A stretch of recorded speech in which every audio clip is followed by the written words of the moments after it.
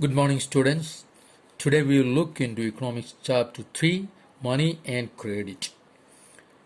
In this chapter, first topic we will see money as a medium of exchange. We know and we do a lot of transactions involving money. So, we may purchase goods. See, we purchase, or that means we buy or sold many things with money, use of money. Services also exchanged with money. So goods and services are being exchanged with money. So other instance there might not be any actual transfer of money taking place now, but a promise to pay money later. What is that? That is giving check for any goods or services. Okay, so that is it's a use as a medium of exchange. But see, why transactions are made in money, why money is being used as a medium. See, a person holding money can easily exchange it for any commodity or service that he or she might want. Thus, everyone prefers to receive payments in money and then exchange the money for things that he wants. So, money is easy to exchange the things which we want to buy or sell. Let's take an example of a shoemaker. See, the shoemaker wants to sell shoes in the market and he wants to buy wheat.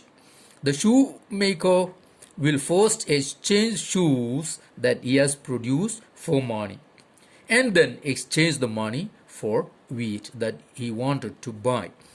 Now suppose there is no money as an exchange like the early barter system, then the shoemaker had to directly exchange shoes for wheat without the use of money. Then he would have to look for a wheat growing farmer who not only wants to sell his wheat but also wants to buy the shoes in exchange. That's both parties have to agree to sell and buy each other's commodities. This is called double coincidence of wants. That means the farmer who is having wheat and suppose he is selling and he want to buy clothes, then there is no double coincidence of one and the exchange, the C transaction will not happen. So what a person decides to sell is exactly what the other wishes to buy. In a barter system where goods are directly exchanged without the use of money, double coincidence of wants is an essential feature. That means we already saw that the two persons, they are having their own things. Each person wants to buy the other person's item.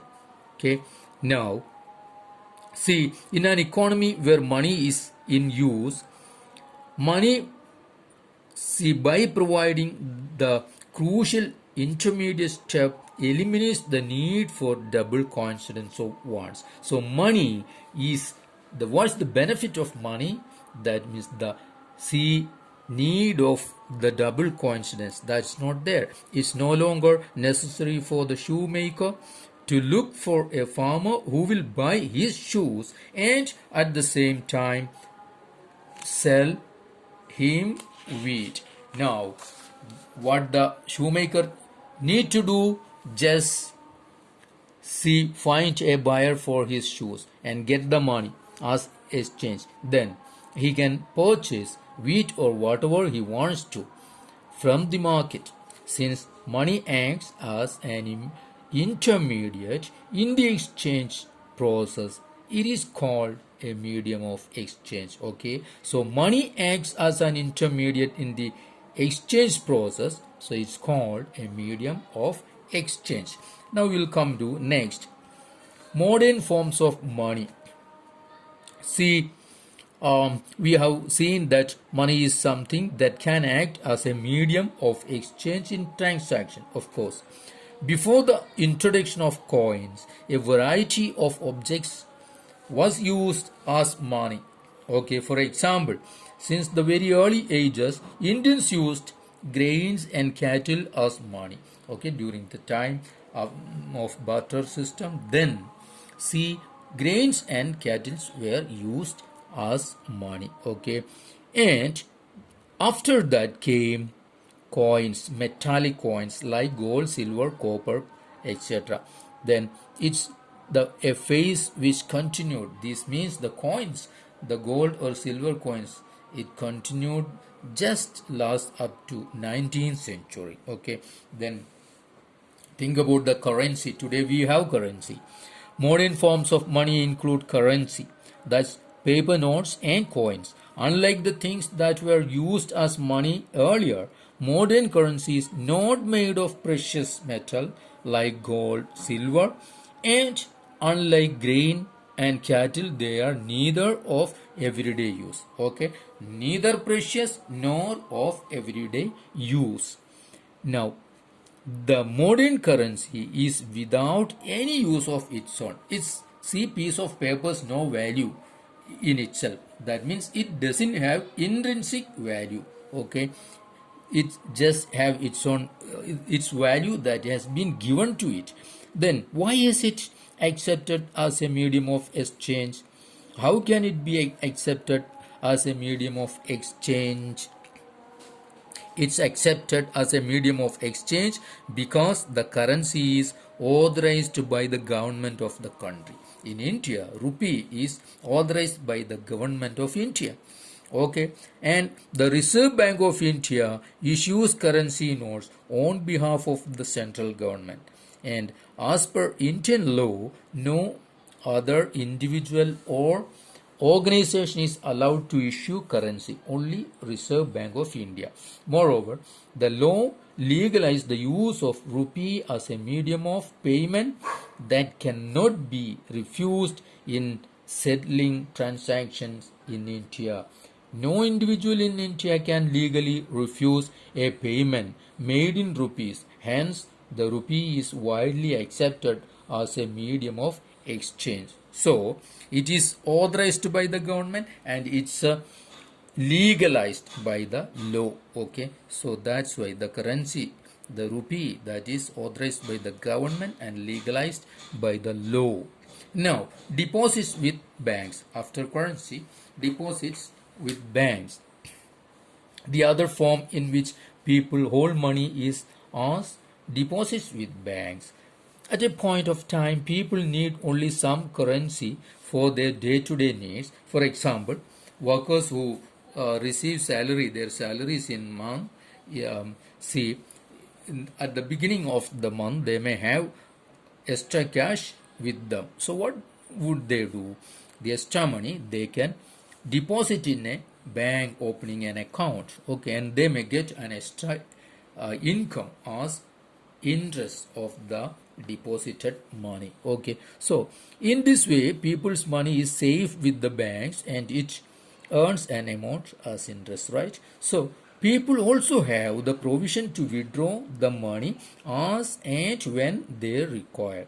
Okay, the deposited money can be withdrawn whenever they want. Since the deposits in the bank accounts can be withdrawn on demand, these deposits are called demand deposits. Okay, so because we can withdraw it on demand, so it's called demand deposits. Now, demand deposits offer another interesting facility. What's that? Is this facility which lends each the essential characteristics of money, that of a medium of exchange. Okay, it's also play as medium of exchange. You would have heard of payments being made by checks instead of cash, right? So this check, giving check, it's what demand deposits. Okay, for payment through check, the payer who has an account with the bank makes out a check for a specific amount. A check is a paper is instructing the bank to pay a specific amount from the person's account to the person in whose name the check has been issued. Okay, so if you want to give some money to a particular person, you are giving a check to that person, and that person can get the money from the bank. So bank is giving. So the demand deposit plays as a medium of exchange or money. Thus we see that demand deposits share the essential features of money. The facility of checks against demand deposits makes it possible to directly settle payments without the use of cash. Since demand deposits are accepted widely as a means of payment, along with money, they constitute money in the modern economy. Okay, so today's economy, demand deposits also considered as what? As money.